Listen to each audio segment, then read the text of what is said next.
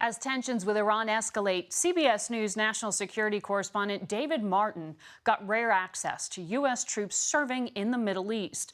He spent 10 days with the top U.S. commander in the region, General Frank McKenzie.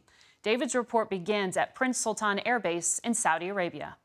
Traveling with General Frank McKenzie, the top U.S. commander for the Middle East, was a journey across a landscape of past, present, and potentially future conflict. At an air base in the middle of Saudi Arabia, 500 American troops, protected by a battery of Patriot air defense missiles, are laying the groundwork for the worst-case scenario against Iran. It looks like this is the beginning of preparations for if these tensions turn into a war. Well, I'd prefer to say it's like this. It's a signal that we're not going to be cowed by Iranian malign activities. I had been here before, in 1990, on the eve of the first Gulf War, when this base was chock-a-block with American warplanes ready to put out the lights in Baghdad.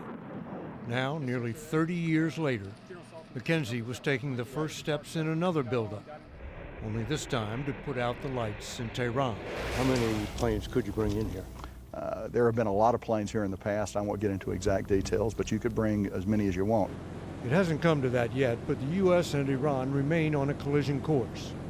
Within the space of 2 days, as McKenzie flew over the Persian Gulf to Afghanistan, the USS Boxer took down 2 Iranian drones that came too close, and the Iranian Revolutionary Guards hijacked a British tanker.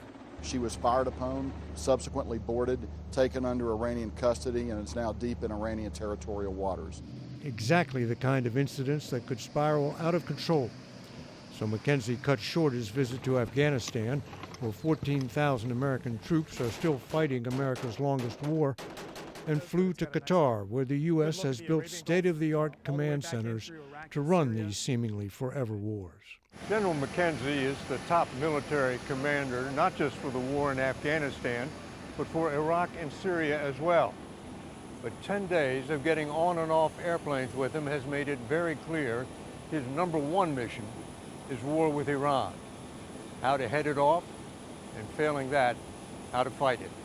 Next, McKenzie flew to a desert base in southern Syria in a scene straight out of a Mad Max movie. Those American Special Forces are part of the 1,000 U.S. troops still here, hunting down the remnants of ISIS.